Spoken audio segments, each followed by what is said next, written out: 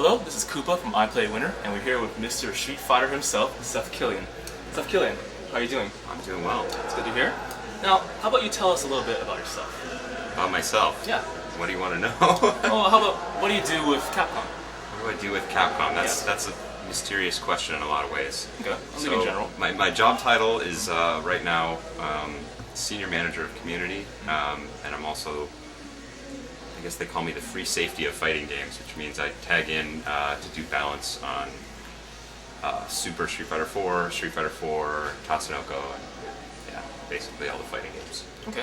Now, I know you're a player as well as a developer. What do you think Street Fighter brings to the community that no other fighting game does? I think Street Fighter is really sort of the granddaddy of fighting games. So for me, what always separated it from the pack was it was 2D, of course, and really took advantage of delicate spacing between two characters. Yeah. Spacing, of course, matters in your 3D games as well, but it's not as delicate. You don't get quite as many footsie type games in like a Virtua Fighter or a Tekken or something like that. So for me, that was huge. And then the other thing that I felt Street Fighter always really had that distinguished it from the pack, and this is a little bit weird, but I mean, your audience is a smart bunch as far as fighting games are concerned, okay, is fireballs. And it's not just, I don't just mean physically a fireball, but the way I look at it sort of theoretically is as like a vector for a separate attack. Right. So when you have a fireball out on the screen, basically you have an attack. You have something out there that the opponent has to deal with that's not also you. So basically you have two vectors of attack. You have the fireball and then whatever else you can do. So obviously that leads at its very roots to things like fireball uppercut, because you have to work around the fireball. Maybe you're going to jump, which leaves you vulnerable for an uppercut. In Marvel it gets much more advanced, so obviously assists aren't always fireballs, but they're essentially like fireballs. Theoretically, right? Yeah, it's something you have to contend with while the point character is doing something else. So that's really, I think, what separated Capcom fighting games and Street Fighter originally from the pack, and still does in all of ways. Okay, thank you.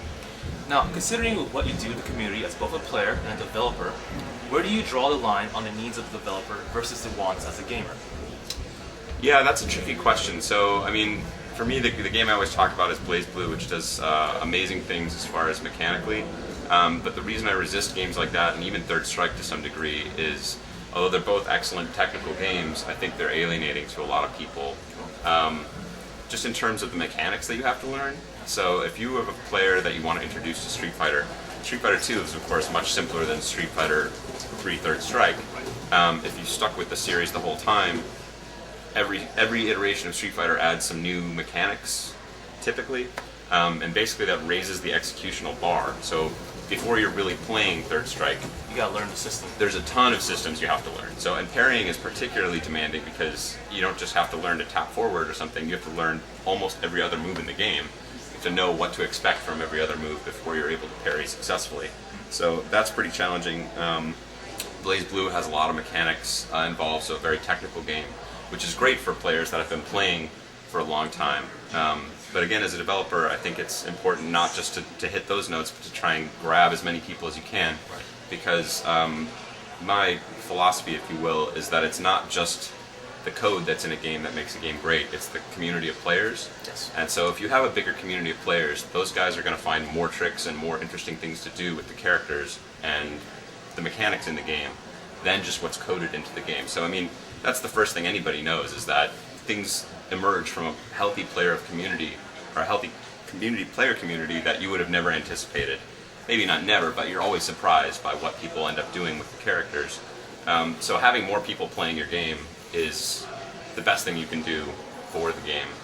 And so you want to strike the right balance between a game that's meaty enough to have interesting mechanics that actually draws people, or gives people tools and interesting possibilities, but not stack the executional bar so high that no one can just join. Right. First-time players or new players are just baffled and like, I don't even know what I got hit by there. So. Now here's an easy transitional question for you. Do you main Seth in Street Fighter 4? Not at all. I do not like Seth in Street Fighter 4. But he's named after you, right? I think he's a bad character. He's probably my least favorite character design, and I like the name, but I don't. That's about where it ends. So even just in balancing him, obviously you can see some cheap tricks like just turning up his dizzy, turning down his damage, turning down his defense, just to try and make him not completely dominant. I mean, if he had high defense and high damage, I think he would be ridiculous, right? Unquestionably the best character in the game. And that's I don't basically like this style. Chun-Li is probably my favorite in Street Fighter 4. But yeah. All right, since we're on the topic of design and girls, here's a Super Street Fighter 4 question for you. If you can't answer it, I understand. Please. How did Capcom come up with the character design of Juri? She seems to be pretty popular. Yeah, so the character designing team at Capcom, they're a bunch of very creative people, and I don't really know. I mean, the idea from Ono early on was that she was supposed to be, he definitely wanted to go with a Korean, so I think that lent itself naturally to Taekwondo as far as, Street Fighter is not exactly progressive in terms of its views of whoever, so, if you were from this country, you use this martial art. Something, similar. the style is obviously, it's very stylized, but yeah, so to Taekwondo, and he definitely had in mind sort of a sexy, sort of evil kind of character, and they obviously went through a lot of iterations, hundreds, I remember, at least 200 or 300 pieces of concept art that I saw. There may have been more than that even on their drawing boards before that were even in submission. So there were a lot of ideas, and they sort of boiled it down. So it was an iterative process where they had an idea and then they went over and over in a lot of different ideas, and then sort of Juri emerged from that. Okay. Are there any other plans to create Street Fighters from other nationalities? Iceland? Yeah, I don't know what people in Iceland fight like. Hopefully I'll never know. But yeah, we'd love to expand on the universe and see fighters from other countries. Okay. Now, I think you can't answer this question, but I'll shoot for it anyway. Who do you think is going to be on the rise as a top-tier character from Street Fighter 4 to Super Street Fighter 4? Well, that's a tough question, not just because I can't answer it, but it's hard to say right now, because in balancing, things shift pretty radically. So some character can have something that's really dominant. Right now, I'm liking Viper. I think she's looking really strong. Let's think who else is looking really good. Dalsum? Maybe. Filipino champ's gonna like that. Yeah, Dalsum could be really good. Okay. Rose has some really interesting stuff. So there's a lot of possibilities out there. I mean, some people that you wouldn't necessarily expect, but that's the thing. That's what's so interesting about Street Fighter is, you do one little thing to somebody, and all of a sudden they go from worst to first. That can be a pretty fast transition. So that's what's happening right now. Trying to sort of balance things out. For instance, recently, right now, early on we saw DJ with the crumple stun off of his EX spin kick. That was proving to be really dominant. It was just hard to get around that. So in the current build, it doesn't crumple. It just knocks you away. Okay. So it's still a strong move, but it's not as powerful, potentially lethal as it used to be. So, and again, that may change. Maybe it'll go back to crumpling later. But right now, it's in flux. Okay, and the last question for you, sir.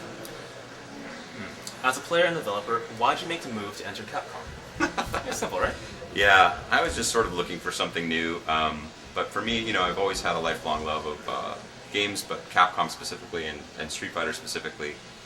So I was a little leery about the video game business, frankly.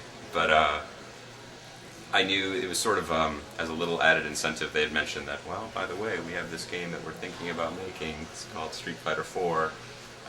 So I was able to join right at the time that was in its very sort of infancy green light stage, and that really pushed me over the edge. Just the idea that I could be a part of a Street Fighter 4. So I've been very lucky to have a good relationship with Ono-san and the team. They've been very generous, and it's been, that was a special opportunity, that a lifelong Street Fighter. I couldn't pass it up, and I'm happy I made the jump. Okay. Thank you, Mr. Killian, for your time. My pleasure. Have a good day.